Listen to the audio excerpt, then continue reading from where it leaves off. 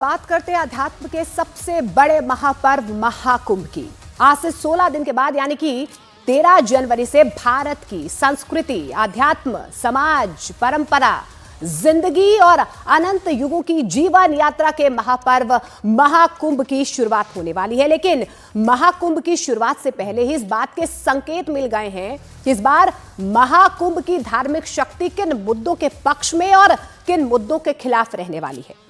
ऐसा इसीलिए क्योंकि एक और अखाड़ा परिषद ने कहा है कि 26 जनवरी को महाकुंभ में जो धर्म संसद बैठने वाली है उसमें हजारों साधु संत वक्फ बोर्ड के तर्ज पर सनातन बोर्ड की मांग करने वाले हैं। माना तो यह भी जा रहा है कि महाकुंभ में आयोजित होने वाली धर्म संसद में उत्तर प्रदेश के मुख्यमंत्री योगी आदित्यनाथ भी शामिल हो सकते हैं।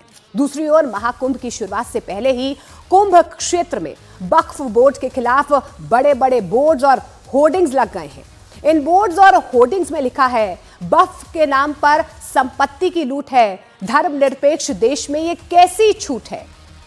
यानी सदियों से देश की नीति और राजनीति को दिशा दिखाने वाले महाकुंभ में साधु संतों का एजेंडा सेट हो गया है। एक और सनातन बोर्ड के गठन की मांग की जा रही है, जिसमें हिंदुओं को यह हक देने की मांग हो रही है कि देश के सभी मंदिर मस्जिद विवाद की सुनवाई का अधिकार सनातन बोर्ड को मिले। दूसरी ओर वक्फ बोर्ड को देश से मिटाने की मांग शुरू हो गई है। वक्फ बोर्ड के खिलाफ ये बोर्ड और होर्डिंग्स जगत गुरु रामानंदाचार्य नरेंद्र आचार्य ने लगवाए हैं और इससे पहले कुंभ क्षेत्र में डरेंगे तो मरेंगे लिखे पोस्टर्स से भी सियासी विवाद खड़ा हुआ था और साधु संतों की इस मांग पर भी हंगामा मच गया था कि कुंभ क्षेत्र में सिर्फ उन्हीं लोगों को एंट्री मिलनी भी चाहिए जो हिंदू धर्म को मानने वाले हों और जिनकी हिंदू धर्म के प्रति श्रद्धा हो।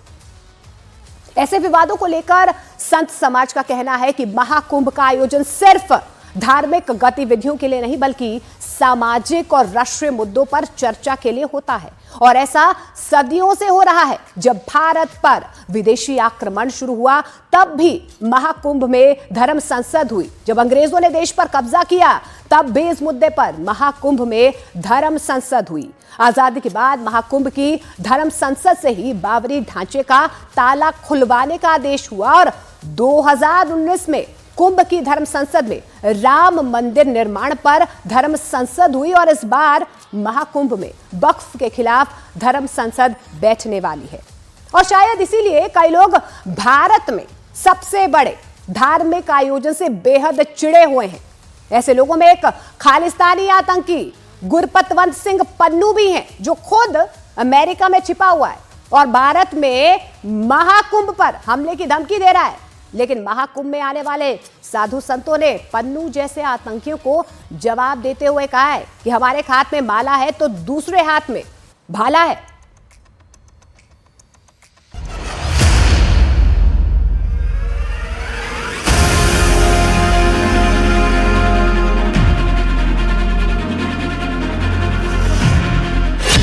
खालिस्तानी आतंकियों के निशाने पर महाकुंभ।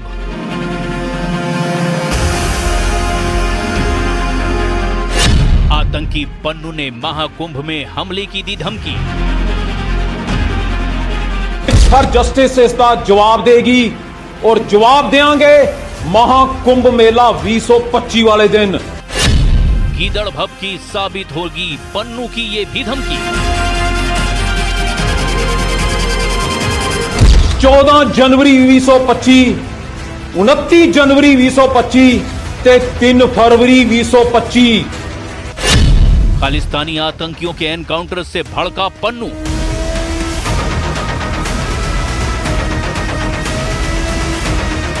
इस अतवादी हिंदुत्वानू और याद रखो यह महाकुंभ 2025 इस हिंदुत्वा अतवादियों का आखिरी महाकुंभ कर देंगे। पन्नू आ गया तो फुटबॉल बनाकर खेलेंगे। व्यक्ति कहीं कुंभ मेले में आ गया तो यहाँ इसको जो हमारे नागा संत है, जो साधु संत है, इसको फुटबॉल की तरह खेलेंगे और ऐसे व्यक्ति को हम सीरियस लेते ही नहीं है। ये तो 23 दिसंबर को यूपी के पीलीभीत में यूपी पुलिस और पंजाब पुलिस के जॉइंट ऑपरेशन में खालिस्तानी जिंदाबाद फोर्स के 3 आतंकवादी मारे गए। अपने आतंकियों की मौत पर खालिस्तानी आतंकी गुरपतवंत सिंह पन्नू आंसू बहा रहा है। बौखलाया पन्नू अमेरिका में बैठे बैठे भारत में हमले की धमकी दे रहा है। इस बार उसने सनातन के सबसे बड़े आयोजन महाकुंभ मेले में हमले की धमकी दी है। ਹਿੰਦੂਤਵਾ ਅੱਤਵਾਦੀਆਂ ਨੇ ਅੱਜ ਪੀਲੀਭੀਤ ਦੇ ਵਿੱਚ 3 ਸਿੱਖ ਨੌਜਵਾਨ ਝੂਠੇ ਪੁਲਿਸ ਮੁਕਾਬਲੇ ਵਿੱਚ ਮਾਰੇ ਹੈ। ਸਭ ਤੋਂ ਪਹਿਲਾਂ ਅਸੀਂ ਉਨ 3 ਸਿੱਖ ਨੌਜਵਾਨਾਂ ਦੇ ਪਰਿਵਾਰਾਂ ਨੂੰ ਜਿਹੜੇ ਮਾਰੇ ਗਏ ਹੈ 5 ਲੱਖ ਰੁਪਇਆ ਮਾਇਕ ਮਦਦ ਦਾ ਐਲਾਨ ਕਰਦੇ ਹਾਂ। 3 ਤਾਰੀਖਾਂ ਯਾਦ ਕਰ ਲਓ, 14 ਜਨਵਰੀ 2025, 29 ਜਨਵਰੀ 2025 ਤੇ 3 ਫਰਵਰੀ 2025। सिक्स फॉर जस्टिस इसका जवाब देगी और जवाब देंगे महाकुंभ मेला 2025 वाले दिन। इस हिंदूतवा, इस अतवादी हिंदूतवा नू और याद रखो यह महाकुंभ 2025 इस हिंदूतवा अतवादियों का आखिरी महाकुंभ कर देंगे। शायद आतंकी पन्नू ये भूल गया कि उसने जिस जगह पर हमले की धमकी दी है वहां सुरक्षा व्यवस्था ऐसी है कि परिंदा भी पर नहीं मार सकता। कुंभ मेले के चप्पे चप्पे पर पुलिस की जबरदस्त तैनाती है।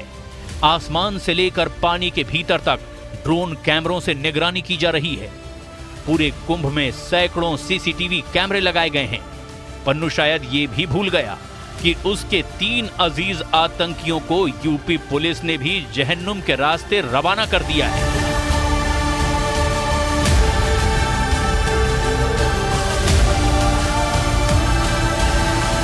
प्रयागराज में 13 जनवरी से 26 फरवरी तक महाकुंभ का आयोजन होगा। पन्नू ने इसी दौरान 3 तारीखें बताई है जिस पर उसने कुंभ मेले में हमले की धमकी दी है। 14 जनवरी मकर संक्रांति के दिन, 29 जनवरी मौनी अमावस्या के दिन और 3 फरवरी बसंत पंचमी के दिन। पन्नू की इस धमकी पर यूपी पुलिस तो अलर्ट है, लेकिन अखाड़ा परिषद ने पन्नू की धमकी को गीदड़ भभकी कहा है। साधु संतों की सबसे बड़ी संस्था अखिल भारतीय अखाड़ा परिषद के अध्यक्ष महंत रविंद्र पुरी ने कहा कि पन्नू अगर सनातन धर्म के सबसे बड़े मेले महाकुंभ में राजसी स्नान में आया तो नागा सन्यासी उसको फुटबॉल बनाकर खेलेंगे। उन्होंने कहा कि खालिस्तानी आतंकवादी पन्नू मानसिक रोगी है और वो डिप्रेशन में है। उन्होंने कहा कि पन्नू को संत महात्मा गंभीरता से नहीं लेते। हमारे 3 अखाड़े जो है सिखों के हैं। पंजाब से हमारे 3 अखाड़े हैं, नया अखाड़ा, बड़ा अखाड़ा, निर्मल अखाड़ा, और पूरा सिख समाज सनातनी है। और जितने भी सिख समाज है सभी जो है यहाँ कुंभ मेले में है।